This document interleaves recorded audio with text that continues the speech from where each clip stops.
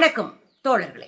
திருப்பரங்குன்றம் மலை மீது அத்துமீறி நுழைந்த எச்சராஜா, குடும்பமே நாசமா போவீங்க காவல்துறை அப்படின்னு சாபம் விட்ட சங்கிகள், அடிச்சு ஓட விட்ட தமிழ்நாடு காவல்துறை. என்ன நடந்துச்சுங்க? இந்த சங்கிகளுக்கு தமிழ்நாட்டுல கால் பதிப்பதற்கு ஏதாவது ஒரு கலவரத்தை செய்ய வேண்டிய அவசியம் இருக்குங்க. அதனால அவங்க தேர்ந்தெடுத்த இடம் தான் திருப்பரங்குன்றம். திருப்பரங்குன்றத்துல ஒரு சட்ட ஒழுங்கு பிரச்சனை உண்டாக்கணும், ஒரு கலவரத்தை உண்டாக்கணும், ஒரு பதற்றத்தை உண்டாக்கணும், ஒரு சிக்கலை பிரச்சனையை உண்டாக்கி அதன் மூலமாக சட்ட ஒழுங்கு கெட்டு போச்சுன்னு ஒரு பிரபகண்டா பண்ணி, சட்ட ஒழுங்கு கெட்டு போச்சுன்னு ஒரு பரப்புரையை செய்து அதன் மூலமாக எங்கேயாவது ஓட்டு வாங்கலாமா அப்படின்னு இந்த கும்பல் அலைஞ்சிட்டு இருக்கு. எங்க ஊர்ல ஒரு பழமொழி சொல்லுவாங்க, குட்டி ஓட்ட நாய் மாதிரியே சுத்திட்டு இருக்காண்டாது. அது மாதிரிதான் எச்சராஜா திருப்பரங்குன்ற மலையவே சுத்தி திருறாப்ல.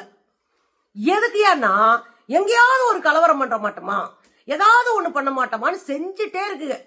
திருப்பரங்குன்ற மலையில போய் தீபம் ஏத்த போறேன்னு சொன்னது, ஒருத்தர் தற்கொலை பண்ணிக்கிட்டது, அதுக்கப்புறம் மக்களை திரட்டி போராட்டம் பண்றேன்னு சங்கிகளை கூட்டு வந்து நின்னது, கோயிலுக்குள்ள போய் கொடிய வச்சுக்கிட்டு பாரத் மாதாக்கு ஜெயன்னு கோஷம் போட்டது, இப்படி எல்லா யோக்கியத்தனத்தோட சேர்ந்து நீதிமன்றத்தையும் பங்காளியாக்கிக்கிட்டு அவ்வளோ யோக்கியத்தனம் பண்ணுச்சுங்க.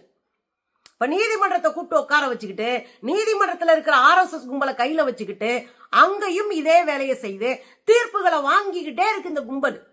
ஆனா தமிழ்நாட்டுல ஒரு பதற்றத்தை, கலவரத்தை தடுக்குகிற நோக்கமாக இங்க இருக்கிற அதிகாரிகளும் அரசும் மக்களும் நிற்கிறார்கள் ஓரணியில். இதை எப்படியாவது உடைக்க மாட்டோம்னா நேத்து கிழமை போயிருக்கு. எச்ராஜாவுக்கு என்ன வேலை? போனையா திருப்பரங்குன்றம் கோயிலுக்குள்ள போனையா, சாமியை கும்பிட்டியா, திருநீரை வாங்கி மண்டையில பூசினே கிளம்பி போயிட்டே இருக்க வேண்டியதானே? அதான பக்திமானுக்கு அழகு. இந்த கலவரக்காரர்களுக்கு அது இல்லைங்க வேலை. வேண்டும்னே நெல்லித்தோப்புக்குள்ள போறாங்க. நெல்லித்தோப்பு எங்க இருக்கு? சிக்கந்தர் தர்கா ஏரியாவுக்கு பேரு தான் நெல்லித்தோப்பு. அந்த பாதையில ஏறி போவோம், நாங்க போய் மேல கொடியேத்திருக்காங்கல்ல கள்ளத்தி மரத்துல, அத போய் நாங்க பார்க்க போறோம்ன்ற. உனக்கு என்ன வேலை? சிக்கந்தர் தர்காவுனோட இடத்துல அவங்க கொடியேத்துறாங்க, கொடியேத்தல, அது அவங்க பிரச்சனை. உனக்கு என்ன பிரச்சனை? நீ அங்க போகணும் அவசியமே இல்ல. ஆனா ஒரு சமூக பதற்றத்தை உருவாக்குறதா இவருடைய அஜெண்டா, இவர் கொடுக்கப்பட்ட அஜெண்டா. அதனாலதான் இவர் குதிச்சுக்கிட்டு போறாரு 10-15 சங்கிகளோட. போலீஸ் கயரை கட்டுது, கயரை கட்டி நிறுத்தி நீங்கெல்லாம் போக கூடாதுங்க, தேவையெல்லாம் பிரச்சனை பண்ணாதீங்க போங்க அப்படின்னு காவல்துறை இவங்களை இறக்குது. ஒரு 2-3 மணி நேரம் போராட்டம் நடக்குது இவங்களோட. இந்த கும்பலை வேண்டான்னு தள்ள, இவங்களை காவல்துறையை தள்ளி தள்ளி மேல போக இந்த கும்பலு அங்க பேரிகார்டை வச்சு அடைச்சு வச்சிருக்காங்க, பேரிகார்டை தூக்கி எரிய, இந்த தடுப்புகளை எல்லாம் தாண்டி மேல ஏறுதுங்க. அவ்வளவு என்னையா அவனுக்கு சின்சியாரிட்டி? அவ்வளவு தமிழ்நாட்டை பதபதக்க வைக்கணும், தமிழ்நாட்டுக்குள்ள கலவரத்தை மூட்டணும். அதுதான் இந்த சங்கியோடைய வேலை.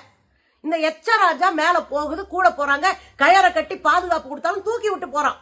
இந்த காவல்துறைக்கு ஒரு நெருக்கடி என்னன்னா, இவங்கள தள்ளியும் விட முடியாது, பத்தியும் விட முடியாது. இதுங்க அப்புறம் மண்மட்டையா அங்கனுக்குள்ளேயே உட்கார்ந்துட்டு இருக்கிற கும்பல். அதனால காவல்துறை ரொம்ப மென்மையா ஹேண்டில் பண்றாங்க. ஏங்க நீங்க கிளம்புங்க போங்க, இதை செய்யாதீங்க, இங்க வரக்கூடாது, போங்க போங்க அப்படின்னு பத்துறாங்க. இந்த கும்பல் போக மாட்டேங்குது பாருங்களேன்.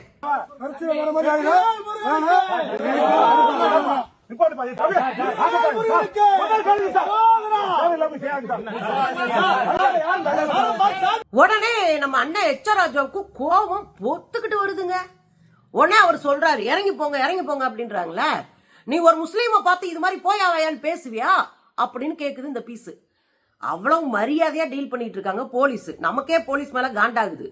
நம்மளெல்லாம் பார்த்தா வரப்பா நிக்கும் காக்கி சட்டை, அந்த காவி சட்டைகளை பார்த்தா கமுக்கமா நிக்குது காக்கி சட்டை. நமக்கே அடிச்சு மூஞ்சி உடைச்சு அனுப்பி விட்டு இருந்திருக்கணும். சரி, நல்லபடியா ஹேண்டில் பண்றாங்கன்னு வச்சுக்கலாமே.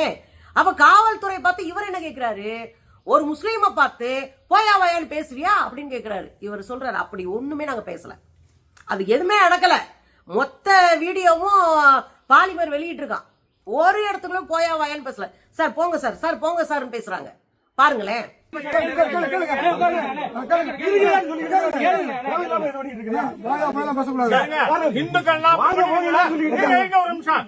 ஒரு முஸ்லிம் பார்த்து வாயா வாயான்னு பேச தைரியம்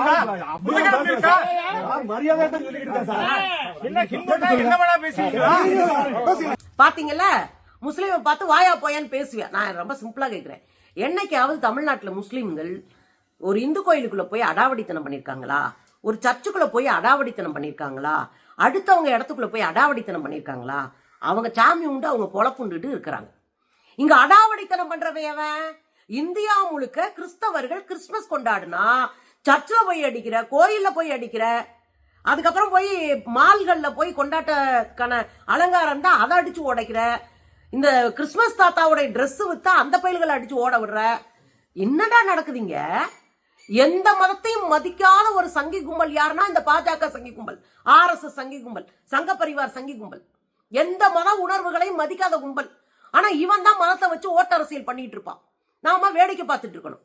இங்க வந்து நின்றுட்டு ஒரு இஸ்லாமியரை போயாவையன்னு சொல்லுவேன் அப்படின்னா, இஸ்லாமியர் ஒன்ன மாதிரி சில்லற வேலை பாக்குறது இல்ல, அதனால அவங்க சொல்ல வேண்டிய அவசியம் இல்லை. இவங்களை உள்ள போக விடலைல. இந்த சங்கி கும்பல் 10-12 பேரை மலையில அனுமதிக்கல, காவல்துறை தடுத்து கீழே இறக்குதுல, உடனே நாசமா போங்கன்னு சாபம் விடுறாரு. பா கிளம்புப்பா, சாபமெல்லாம் பலிக்கிறதா இருந்தா நேரம் மோடியே இருக்க மாட்டாரு. ஏன்னா மக்கள் மண்ணை வாரி மூந்தில எரிஞ்சுக்கிட்டு இருக்காங்க. அப்படி இருந்து ஒரு பீஸ் சுத்தி திருனா உன் சாபம்லாம் என்ன பண்ணுவோம்? ஓரமா போய் நில்லு. அவர் என்ன சாபம் விடுறாரு? இந்த போலீஸ்காரங்க குடும்பம் எல்லாம் குடும்பத்தோட நாசமா போகும். இதுதான் இவங்க, புரியுதுங்களா? இவனை மலையில ஏற விடலன்னா காவலுக்கு நிக்கிற போலீஸ்காரன் குடும்பம் நாசமா போயிடணும். பா சாமி, ஒன்னால இன்னும் 1000 குடும்பம் நாசமா போறதுக்கு 4 குடும்பம் நாசமா போனா பிரச்சனையே கிடையாது, நீ கிளம்பு அப்படின்ட்டாங்க காவல்துறை. பாருங்களேன், தடுக்கிற எல்லாரும் குடும்பத்தோட நாசமா போகணும்னு நான் ஆண்டவனை வேண்டிப்பேன். உங்க குடும்பமே நாசமா போகணும். ஏன்னா நீங்க என்னோட கோவில் மரம் அதுல ஆக்கிரமிச்சு இஸ்லாமிய தீய சக்திகள் கொடியேற்றி இருக்காங்க உங்க பாதுகாப்போட. அதுலயும் இந்த சங்கிராஜா ஆண்டவனை வேண்டிக்கிறாராம் இந்த குடும்பம் எல்லாம் நாசமா போகணும்னு. ஒரு நல்ல பக்தன், ஒரு நல்ல பக்திமான், ஒரு நல்ல ஆன்மீகவாதி, தன் மதத்தின் மீதும் கடவுளின் மீதும் நம்பிக்கை இருக்கிற ஒருத்தன் அடுத்தவன் நாசமா போகணும்னு வேண்ட மாட்டான். அடுத்தவன் கோயிலை இடிப்போன்னு போக மாட்டான்.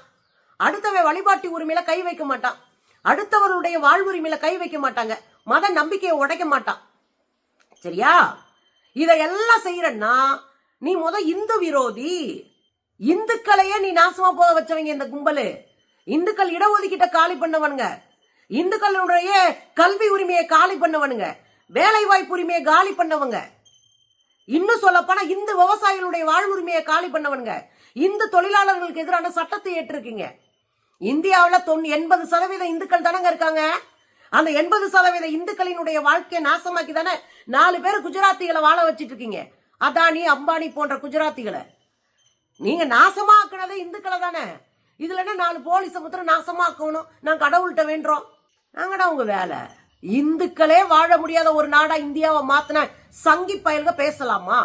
அதுல ஒரு சங்கி, திறமையான சங்கியா கேக்குதான், மேல மலை இருக்கா இல்லையா, மேல மலை இருக்கா இல்லையா, நாங்க போய் பார்க்கணும். எதுக்கு போய் பார்க்கணும்? மேல மலை இருக்கு, சிக்கந்த தர்கா இருக்கு, கள்ளத்தி மரத்துல கோயில்ல கொடியேற்றி இருக்கிறாங்க. அதுல ஒரு சங்கி கேக்குது, 12 மணிக்கு போய் போலீஸ் காவலோட கொடியேற்றுறாங்க இந்த நாட்டுல.